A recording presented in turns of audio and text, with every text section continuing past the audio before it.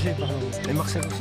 Bonjour et bonjour à ceux qui nous rejoignent également. C'est Public Sénat, donc la matinale qui continue avec les télévisions locales qui nous rediffusent. Les Indes radios, 130 radios présentes sur tout le territoire français qui sont nos partenaires. La presse quotidienne régionale, représentée sur ce plateau dans un instant, vous allez le voir. Et TV5 Monde qui nous diffuse dans 200 pays. Notre invité politique aujourd'hui, c'est Geoffroy Didier. Bonjour. Bonjour. Vous êtes le secrétaire général des Républicains. Merci d'être avec nous pour vous interroger. À mes côtés, Marcelo Westfred du Figaro pour Public Sénat. Bonjour Marcelo. Bonjour. Et Pascal Jalabert du groupe EBRA pour le Dauphiné Bonjour. libéré qui représente la presse quotidienne régionale sur ce plateau ce matin. Votre interview, Geoffroy Didier, sera rediffusée sur ces sites internet de la PQR à partir de 10h. On démarre tout de suite avec l'Italie. La France trouve que l'Italie a une attitude irresponsable et cynique en refusant qu'un navire de migrants accoste chez elle. Est-ce que vous comprenez la réponse de l'Italie qui dénonce les leçons d'hypocrite de la France ? Sur les 2 dernières années, l'agence Frontex a détecté plus de 2 millions de franchissements illégaux des frontières. Et durant 6 mois l'année dernière, 2000 personnes sont mortes dans la mer Méditerranée. On ne peut plus supporter l'idée que la mer Méditerranée devienne un cimetière. Alors il y a une évidence, c'est qu'il n'y a pas de solution sans concertation européenne. Et tous ceux qui vous disent, comme le Front National le fait, qu'en réalité c'est uniquement en fermant nos frontières à nous que nous pourrons régler les flux migratoires, ne vous disent pas de choses sérieuses. Il n'y a pas de possibilité de réguler les flux migratoires sans concertation européenne. Sur l'Italie, hein, Oui, mais je pense que c'est important de rappeler quelques principes. Et justement, il y a un principe. C'est que ce n'est pas aux passeurs, ce n'est pas à tous ceux qui exploitent la misère humaine de choisir qui peut et doit venir sur notre territoire. C'est à nous. C'est au peuple français. Et donc, j'estime aujourd'hui, alors j'entends bien ce débat sur la fermeté versus l'humanité. Vous savez, nous sommes tous humains. Et nous ne supportons précisément pas de voir ces hommes, ces femmes enceintes, ces enfants mourir en Méditerranée. Mais c'est bien parce que nous ne le supportons pas que nous ne devons pas envoyer un signal d'appel d'air à toutes ces personnes qui veulent venir en Europe et que nous ne voulons pas laisser les passeurs continuer leur business. Donc nous ne devons pas accepter ces bateaux. Geoffroy Didier, est-ce que Emmanuel Macron a trop tardé à réagir fermement ? En tout cas, on ne règle pas le défi migratoire avec du droit maritime. Donc oui, j'aurais aimé effectivement qu'Emmanuel Macron réagisse plus rapidement, mais j'aurais aimé surtout qu'Emmanuel Macron mette en place une politique de maîtrise des flux migratoires, parce que on ne l'attend pas depuis 2 jours, on l'attend depuis 1 an. Il n'y a jamais eu autant d'immigrés en France. Record depuis 40 ans. Nous devons avancer avec des principes. C'est qu'il ne doit pas y avoir de régularisation lorsqu'une personne arrive clandestinement sur notre territoire. Il doit y avoir quand même des principes. Et d'ailleurs, nous sommes le seul pays à se poser encore ces questions-là. C'est qu'une personne qui vient clandestinement sur notre territoire n'a pas vocation à être accueillie, sauf bien entendu droit d'asile, parce que ce qui fait notre honneur, c'est aussi de respecter tous ceux qui sont opprimés dans leur pays. Pascal Jalabert ? Oui, Bruxelles envisage, donc la Commission européenne, de tripler le budget migratoire, sauf que pour ça, il va falloir couper les aides européennes à nos agriculteurs et aux régions. Alors, que proposez-vous là-dessus ? L'Europe n'a pas été à la hauteur pendant de nombreuses années du défi migratoire. Donc il faut tripler le budget ? Et je ne sais pas s'il faut tripler, mais il faut que nous ayons des gardes-frontières et des frontières extérieures dignes de ce nom. Comment acceptez-vous l'idée qu'il puisse y avoir une solidarité à l'intérieur de l'Europe si les frontières ne sont pas étanches ? Il y a des principes de base. Lorsqu'on s'allie, et je suis profondément européen, je suis député au Parlement européen, je suis convaincu qu'on est unis et qu'on est plus fort lorsqu'on est unis. Mais si, effectivement, c'est facile de passer par une frontière et qu'une fois que vous êtes dans un pays d'Europe, vous pouvez vous promener partout, comment voulez-vous que les peuples y adhèrent ? Ce n'est plus possible, ce n'est plus supportable. Et avant une question de moyens, il y a une question de principe, et j'aurais aimé aussi qu'Emmanuel Macron soit beaucoup plus offensif là-dessus depuis 1 année. En termes de faisabilité, la ligne des Républicains, si j'ai bien compris, c'est de dire que les bateaux doivent retourner d'où ils viennent. Exactement. Comment vous faites concrètement quand un navire chargé de migrants venus de Libye arrive, comment vous le rapatriez en Libye ? Mais en fait, concrètement. mais vous vous arrêtez à un seul bateau. Les propositions que nous faisons, elles ont le mérite d'être visionnaires. C'est-à-dire qu'elles ont le mérite de dire, s'il y a un bateau, l'Aquarius, on va évidemment pas les laisser périr en mer. Nous sommes tous humains, et je pense que l'on soit de droite, de gauche, qu'on ait voté Macron ou qu'on n'ait pas voté Emmanuel Macron, nous sommes tous humains. En revanche, si nous n'adressons pas, à travers nos propositions, un signal de fermeté absolue, il ne faudra pas s'étonner que les vagues populistes qui existent en Europe continuent et déferlent sur la France, et il ne faudra pas s'étonner que les pays d'Afrique ne se développent pas suffisamment, parce qu'en réalité, toutes leurs forces vives partiront en Europe. Ce n'est une solution pour personne, ni pour l'idéal européen, ni pour chacun de nos peuples, de chaque pays européen, ni pour l'Afrique et son développement économique. Alors dans l'actualité, il y a une actualité sociale importante. Le texte sur la SNCF va être définitivement adopté demain au Sénat. Est-ce que vous diriez, Geoffroy Didier, que Macron va finalement gagner la partie? Je l'espère en tout cas. Parce que depuis le départ, au sein des Républicains, nous soutenons cette réforme, parce que nous devons être cohérents avec nous-mêmes. Cette réforme, j'aurais aimé que la droite la mette en œuvre. Elle ne l'a pas fait. Et ce n'est pas parce que c'est un gouvernement qui n'est pas celui que je soutiens qui le met en œuvre que je ne vais pas le soutenir. Et pourquoi la droite ne l'a pas fait? Mais parce que la droite n'a pas été suffisamment courageuse par le passé. Sinon, nous n'aurions pas perdu. Nous n'avons pas perdu cette élection par hasard. Et donc oui, je le soutiens. Et je n'ai aucun problème à soutenir Emmanuel Macron lorsqu'il va dans le bon sens. Et pas seulement le soutenir aujourd'hui, mais dire que demain, nous ne déferons pas ce qu'Emmanuel Macron fait de bien aujourd'hui. Parce que si nous voulons être audibles, si nous voulons être cohérents, il faut aussi s'engager dès maintenant à dire ce qu'Emmanuel Macron fait de bien. Nous le conserverons. En revanche, tout ce qu'il ne fait pas, tout ce qu'il ne sait pas faire, ça, nous le ferons. Alors, s'il a augmenté les normes de qualité en politique, tant mieux, mais nous serons, et c'est bien notre engagement, plus performants que lui demain. Alors, oui, finalement, vous êtes d'accord avec les socialistes qui disent il n'est pas de droite et de gauche, il est de droite et de droite. Emmanuel Macron, il est de droite et de droite. Vous trouvez, vous, vraiment moi, on est je vous demande de droite lorsqu'on ne baisse pas la dépense publique? Vous trouvez vraiment qu'on est de droite lorsque Laurent Wauquiez fait des propositions visant à mieux protéger nos concitoyens face à une menace terroriste qui est en permanente évolution, et que lorsque Laurent Wauquiez demande à être reçu par le chef de l'État, ne serait-ce que pour mettre sur la table ces propositions, comme par exemple l'internement des fichiers les plus radicalisés, et qu'Emmanuel Macron refuse et balaye ces propositions d'un revers de main, vous estimez que tout cela satisfait le peuple de droite? Je ne le pense pas. Une mesure concrète, on a appris hier que le gouvernement va rendre possible le recours à des contractuels pour des postes de direction dans la fonction publique, notamment chef de service, directeur d'hôpitaux. C'est 10 000 postes qui sont en jeu. Vous dites bravo, très bonne idée, on aurait dû le faire aussi?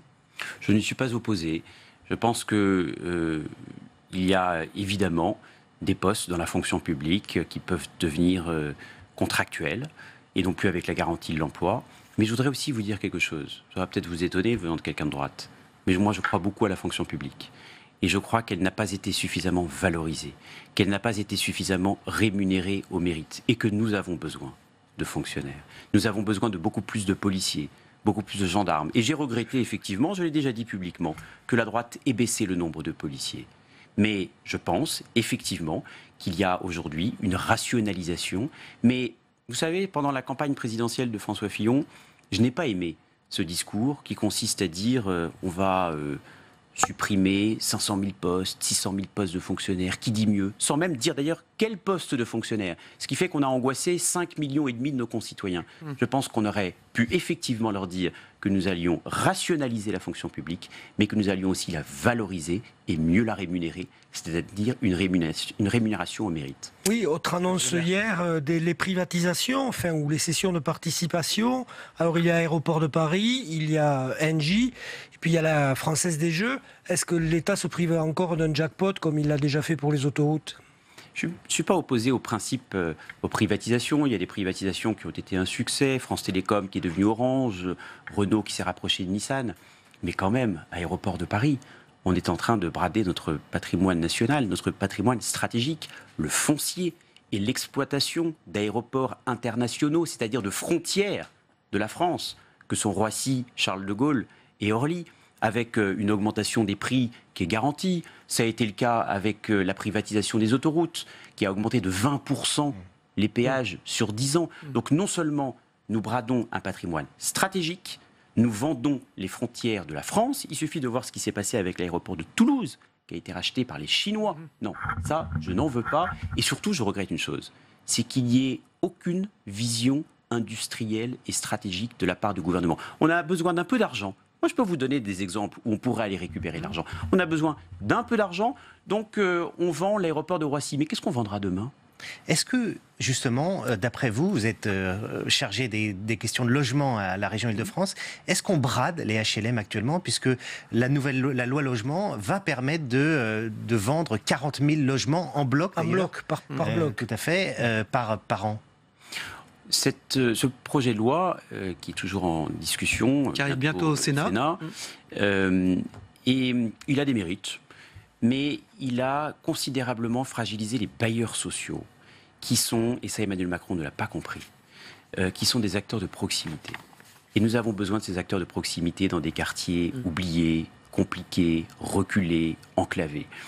Alors, qu'on vende une partie du parc HLM ne me pose pas de problème, parce que je suis favorable à l'accession à la propriété et à l'accession sociale à la propriété. Les Républicains ont voté contre. Oui, mais moi je vous dis que, vous savez, je suis libre de ma parole. Donc je pense que le fait de vendre certains appartements de HLM ne me pose pas de problème.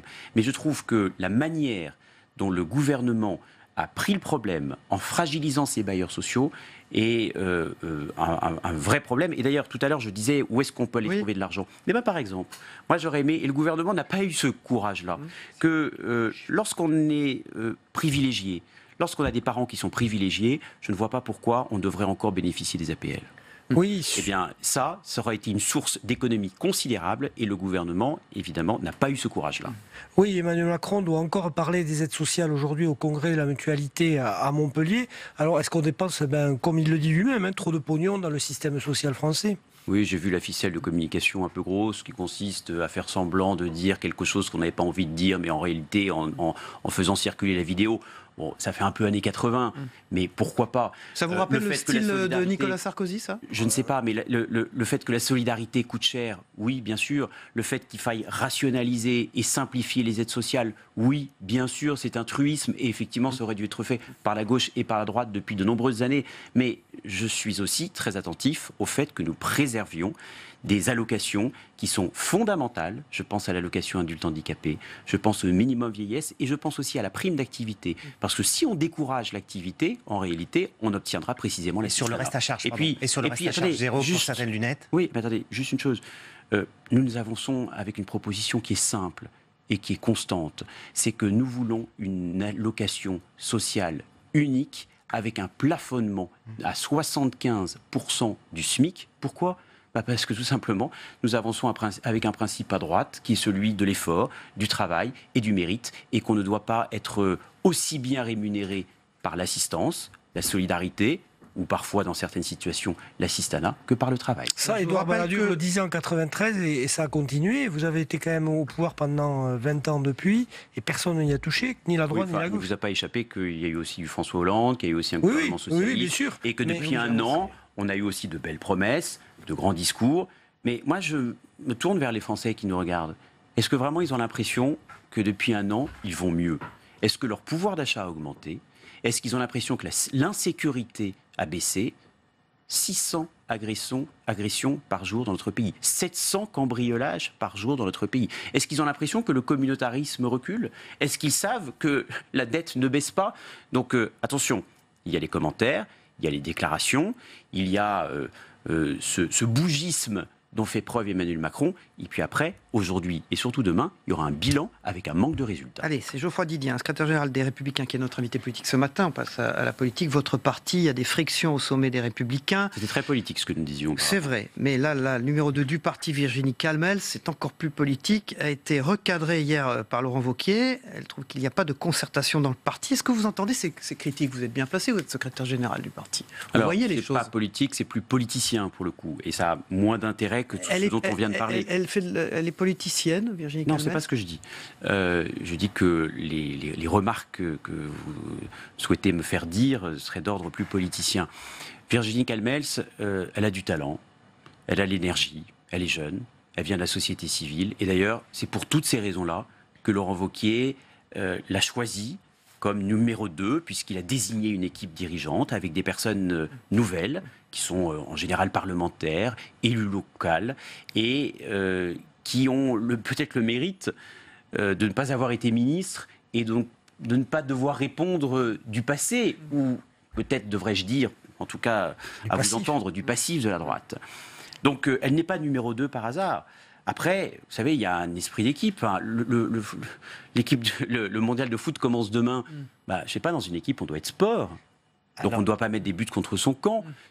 Chacun peut comprendre ça. Dans toutes les équipes de foot, de handball, de volleyball, dans les associations d'hommes et de femmes, en général, on avance. Donc il n'y a pas de débat de fond en pack, avec elle. Et on essaie de ne pas mettre des buts contre son camp. Il n'y a pas de débat de fond avec elle. Parce que c'est une équipe de football, il y a aussi un capitaine. Si on en croit les déclarations, les confidences de Nicolas Sarkozy, c'est l'opinion. Si on en croit les propos rapportés par l'opinion, Nicolas Sarkozy dit qu'un chef a la responsabilité d'être tête de liste aux européennes. Donc Wauquiez, pour Sarkozy, doit se présenter tête de liste. Vous êtes d'accord? Non. Je ne suis pas d'accord. Parce qu'il y a un principe de confiance. Il y a un principe de responsabilité. Et que Laurent Wauquiez a été élu président de la 2e région de France. Et qui s'est engagé devant ses électeurs en leur disant « Je resterai avec vous jusqu'au bout, je resterai président de région et je ne vous quitterai pas ». Et lorsqu'on s'engage en direct devant des électeurs, on tient ses engagements. Et c'est précisément ce que compte faire Laurent Wauquiez. Donc ce n'est pas une question « il faut que j'y aille, il n'y a que moi qui puisse faire ». Non. Il y a une question de responsabilité et de confiance, et je suis très content que Laurent Wauquiez honore ses principes de responsabilité. Oui, il y a aussi une question de ligne, celle de votre parti sur l'Europe. Elle reste à définir, elle apparaît un peu floue. Comment vous essayeriez de la définir? Ça tombe bien parce qu'on se réunit pour y travailler dans quelques jours à Menton, le 30 juin, avec le début d'un débat interne, parce qu'évidemment, nous avons des sensibilités différentes, et tant mieux, c'est toujours ce qui a fait la force de la droite. Vous savez, on est profondément européen.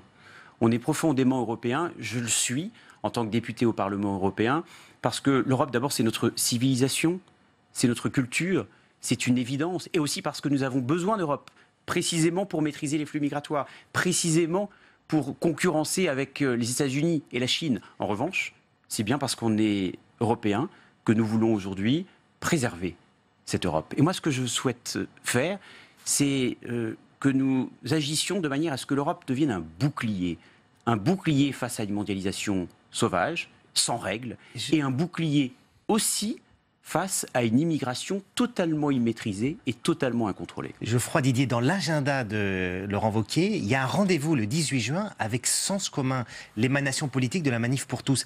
Qu'est-ce que ça veut dire? Ça veut dire que la ligne de Wauquiez, c'est à droite, toujours plus à droite? Non, ça veut dire que Laurent Wauquiez consulte tout le monde et écoute chacun. Et que c'est son rôle, précisément, comme président de parti. Vous savez, je ne partage pas beaucoup d'idées avec Sens commun, mais je me battrai pour que Sens commun puisse être autour de la table, puisse être membre du bureau politique, comme tous ceux qui sont d'une droite beaucoup plus modérée, beaucoup plus moderne, beaucoup plus progressiste, qui me ressemblent plus, mais j'estime aussi que si demain nous devons être une alternative, si aujourd'hui nous voulons préparer pour demain l'après-Macron, parce qu'il ne s'agit pas uniquement d'être dans l'anti-Macron, mais de préparer dès maintenant l'après-Macron, il faudra le faire avec toute la droite, avec le centre et avec toutes les sensibilités, c'est-à-dire une droite conservatrice comme une droite progressiste. Pascal Jalbert. Oui, vous avez des maires qui manifestent des velléités d'être soutenus par La République En Marche. Je pense notamment à celui de Toulouse, Jean-Luc Moudenc. Est-ce que là, vous allez leur demander de clarifier la position, ou alors est-ce que vous allez accepter qu'il y ait des listes mix, LR, République En Marche? Ce ne sont pas les maires qui demandent à être soutenus, c'est Christophe Castaner qui rend hommage aux Républicains. Sur ce plateau d'ailleurs. Tant mieux. S'ils considèrent que les maires, les Républicains font leur travail, je ne comprends pas. L'année dernière, on disait dégagez-les tous, sortez les sortants. Maintenant, on nous dit tous ceux qui sont en poste, effectivement, sont les meilleurs. Donc il faudrait déjà un peu de cohérence de la part de La République En Marche. Je comprends l'idée.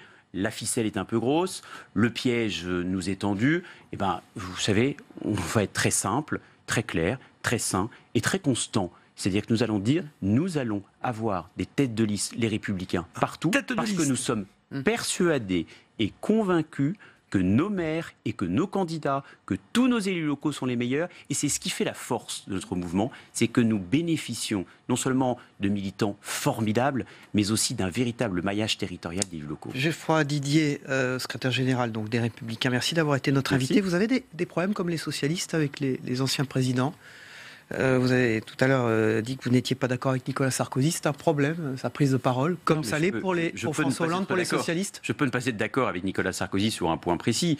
Il n'empêche que j'ai œuvré à ses côtés, j'ai vécu cette formidable victoire de 2007 qui était magique, qui n'est pas qui était encombrant, une alchimie. pour le renvoyer, bien sûr, entre non, guillemets. il est une référence.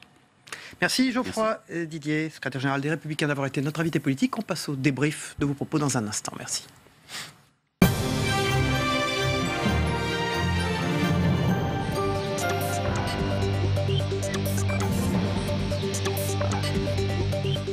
Voilà, débrief des propos de Geoffroy Didier, le secrétaire général des Républicains, qui était notre invité politique ce matin, avec Thierry Dupont de l'Express, bonjour, et Guillaume Doyen de la Gazette des Communes. Je dis bonjour, mais bonjour. Vous êtes là tous les deux dans la première partie de cette émission, c'est pour ceux qui nous ont rejoints depuis. On démarre tout de suite ce débrief de Geoffroy Didier. Alors, on commence par vous, Guillaume Doyen. Vous avez vu, il considère que la droite, par le passé, n'a pas fait tout ce qu'il fallait et qu'il y a certaines mesures, des lois, y compris, que cet actuel gouvernement fait ou va faire, qu'il soutiendra. Oui, en effet.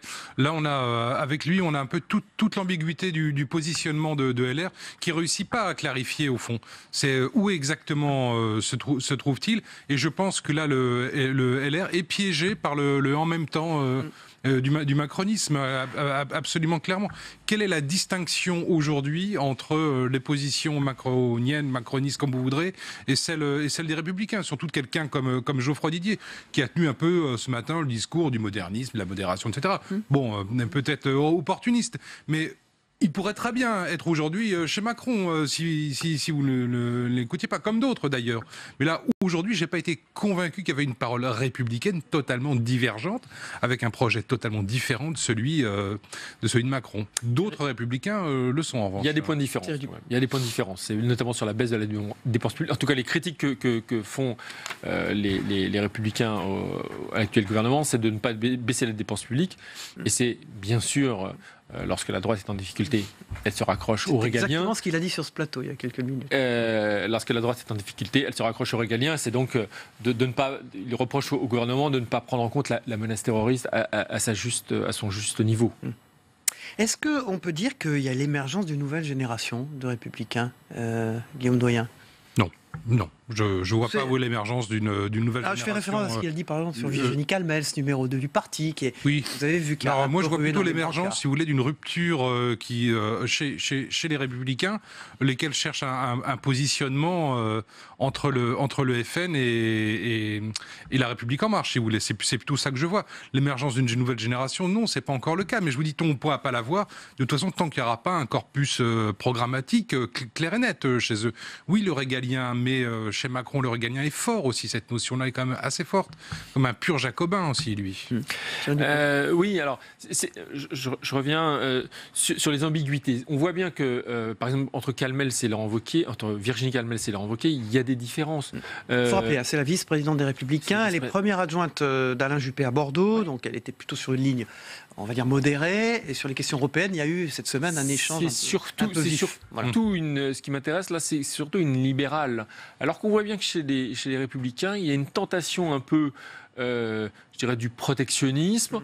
On loue, et c'est ce qu'a fait Geoffroy Didier, le patriotisme industriel. Et je vous renvoie à notre première partie sur Pompidou. Il y a, voilà. Alors qu'on sent bien que dans une autre partie de la droite, et peut-être même chez Emmanuel Macron, on est beaucoup plus sur des idées libérales pro-européennes, où on est plus sur le libre-échange. Ce qui n'est plus la vocation première des Républicains. On sent bien qu'il y a un retour vers le passé des Républicains. Alors, la ligne de fracture, s'il en est ou si elle arrive, elle est sur l'Europe, Guillaume Doyen.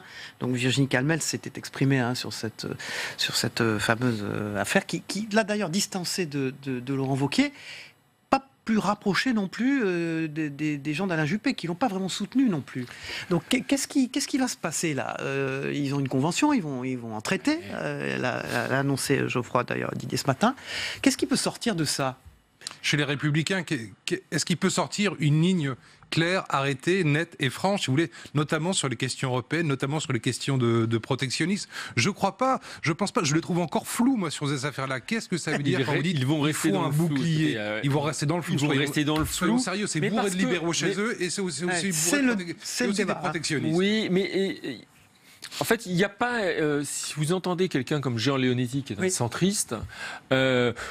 lui se dit pas, il dit qu'il n'y a pas énormément. D'ailleurs, il est chargé un peu de mettre de l'ordre dans tout ça, puisqu'il fait partie du Conseil des sensibilités, qui est donc chargé de rabibocher un peu les différentes familles des Républicains. Il dit qu'il n'y a pas tant que ça de différence. Donc, à Menton, on va jouer sur les mots, on va donner des gages à chacun. Mais il va pas sortir une révolution. Vous attendez pas à ce que d'un seul coup on ait toutes les réponses à nos questions. Je pense qu'ils vont rester un peu dans le flou, ce qui va permettre à tout le monde d'avancer, puisque les européennes, il reste un an encore.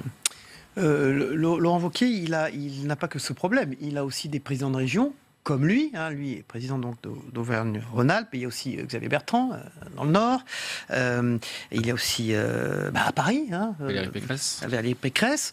Il ne se retrouve pas quand même coincé des deux côtés, j'allais dire. Alors, sur le plan national et puis aussi sur le plan de cette revendication qu'il a, dont on parlait en première partie de cette émission.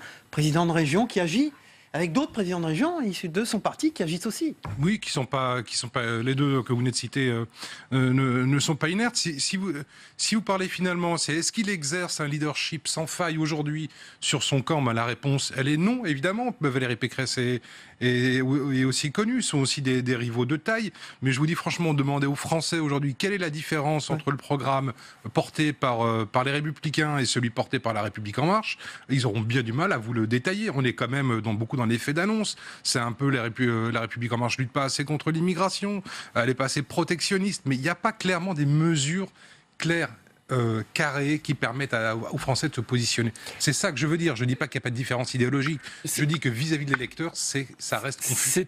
C'est toute la difficulté pour les Républicains. C'est que soit ils sont dans l'opposition systématique, et on leur dit, quand même, vous exagérez, vous ne pouvez pas être contre tout ce que fait le gouvernement. La preuve, d'ailleurs, Geoffroy Didier, ce matin, là-dessus, a été équilibré. Mais soit vous approuvez, comme ils l'ont fait, la réforme de la SNCF, puisque la plupart des députés des Républicains à l'Assemblée nationale ont voté la loi sur le paquet ferroviaire. Et du coup, effectivement, vous manquez de munitions pour vous opposer vraiment au gouvernement. Donc, c'est vrai qu'il y a une marge de manœuvre qui est assez réduite pour les Républicains. Vous n'avez pas évoqué le fait que Édouard Philippe, le Premier ministre, est un ancien membre des Républicains. Oui, Bruno Le Maire, Darmanin, le gouvernement est dirigé par des Républicains, des anciens Républicains. Bon, ça facilite pas le positionnement de l'actuel parti, quoi. Merci Guillaume Doyen de la Gazette des communes, des départements et des régions. Merci Thierry Dupont de l'Express d'avoir débriefé l'actualité et les propos de notre invité Geoffroy Didier qui est le secrétaire général des Républicains. On passe au Zap Monde, l'actualité du monde cette nuit qu'on regarde ensemble, préparée par TV5 Monde.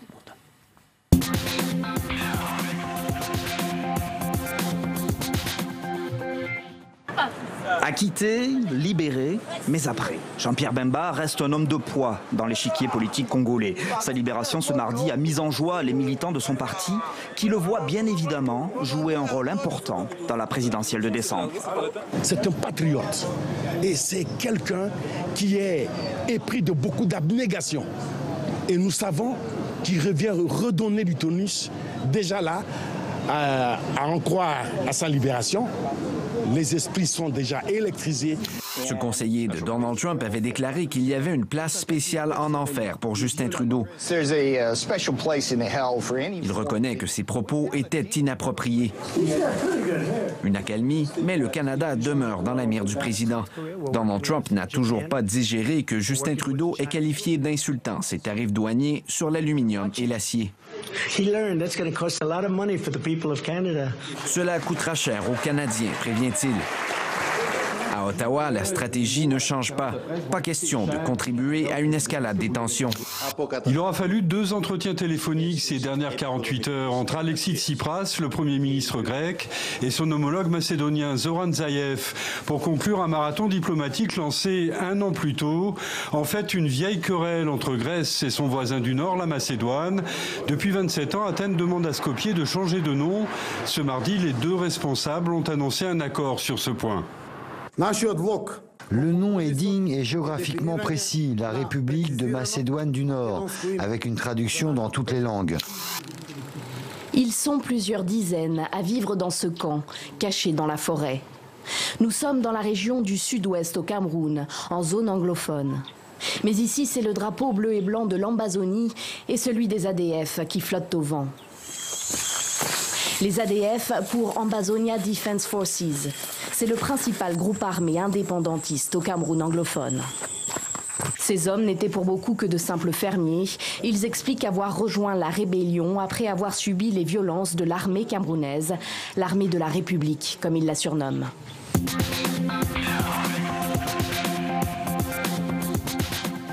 Voilà, demain matin, nous serons à Montpellier en direct du congrès de la mutualité où, vous le savez, Emmanuel Macron intervient ce matin. Ce sera d'ailleurs également cette retransmission en direct sur Public Sénat.